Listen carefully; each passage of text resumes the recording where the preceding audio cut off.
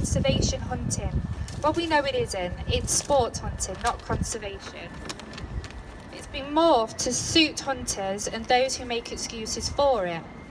The International Union for Conservation of Nature's briefing paper in September 2016 describes trophy hunting as hunting of animals with specific desired characteristics. Well, this has detrimental effects on the genetics, passed on knowledge, such as elephants, and infant vulnerability, such as infanticide with prides. It disrupts the natural balance needed for healthy ecosystems. Proper regulation. Well, this isn't true. If you take a lion that's 6 years above, it's unlikely to have detrimental impact. Well, we know with Cecil the lion this isn't the case. He was 12 years old. He had cubs, and if it wasn't for Jericho, his cubs may have died. So you'd kill one lion with a license, you're actually killing cubs, and perhaps the females as well that die to protect their cubs. Rather than a ban, poor practices could be implemented. This is what scientists say. Well, I want to know if the scientists will be there at each hunt and making sure all the standards are met. That's very doubtful. The land. They say, if you get rid of the trophy hunting, the land will get used for something else, such as farming.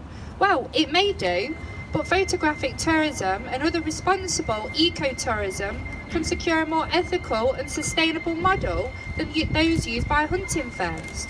Malawi did this in 2017, and they go to show animals are worth more than alive. Kenya banned it over 30 years ago.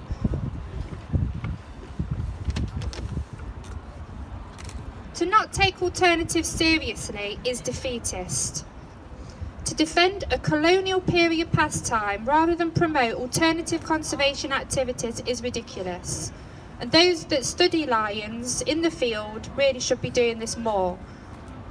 Alternative conservation activities benefit the ecosystem and the economy a lot more. Non-hunting tourism is phenomenal and has a brighter future than trophy hunting. Safari Club International, on their website back in April 2019, state the UK appears to be willing to ignore science and give emotion the key role in wildlife conservation decisions. Well, when I've been to Africa, I've had rangers and researchers and hunters who have said to me these words: logic over emotion. Well, that's hypocritical, because the logic they speak of is based on the emotion of the enjoyment in killing and posing with a dead animal. George Adamson, who released Elsa the Wild Lioness, spoke in his book how unnatural and unnecessary that the hunting of animals should become quite a fetish for men. The scientific, factual, statistical evidence is that real conservation, income, community welfare and tourism in leaving animals to their own devices is more beneficial than Safari Club International's claims. The Humane Society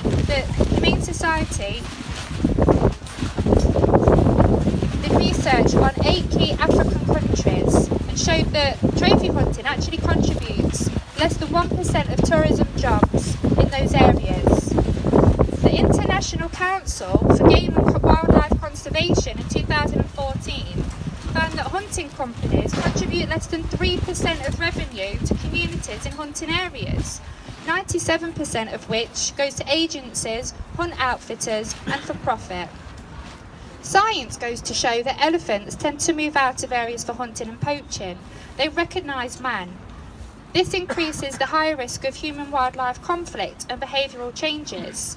I myself have witnessed this in Mozambique doing research myself. I've been to places in Africa where elephants and wild animals are habituated to people and they're calm. They understand they're not going to be hurt. But out in places where they are poached and are hunted, they do recognise man and they will try and protect their loved ones. We were chased, not because they didn't know what we were there for, but they weren't to know. They just saw us and reacted as they would do.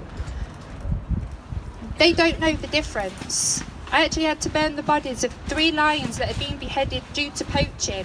Now those heads, if it was a legal hunt, would be okay according to these scientists. But those lions who were beheaded, they don't know that it's poaching or a legal hunt. They just know they've been killed, and that has detrimental impacts on the prize. IUCN in 2009 reported economic benefits are minimal, employment poor, and wildlife is less protected in hunting areas than those that are in protected areas. The benefits are questionable, especially in excessive killing of males, which actually increases the species decline.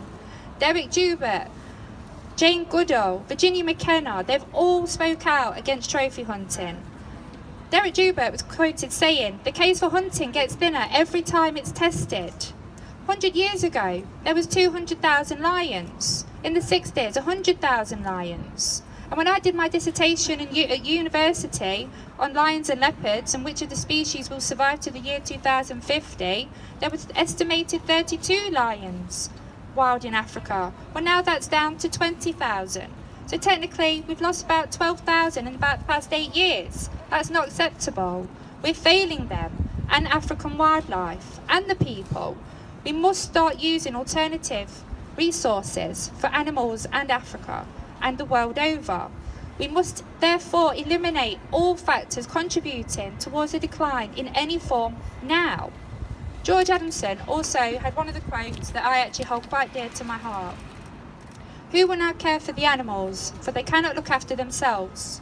Are there young men and women who are willing to take on this charge? Who will raise their voices when mine is carried away on the wind to plead their case? Well, we will. If it's not ethical, it's not right. Let's ban trophy hunting imports. Let's ban trophy hunting, canned hunting, and all hunting of animals all over the world. Thanks to you guys, we can make this happen. Thank you." Oh, thank you.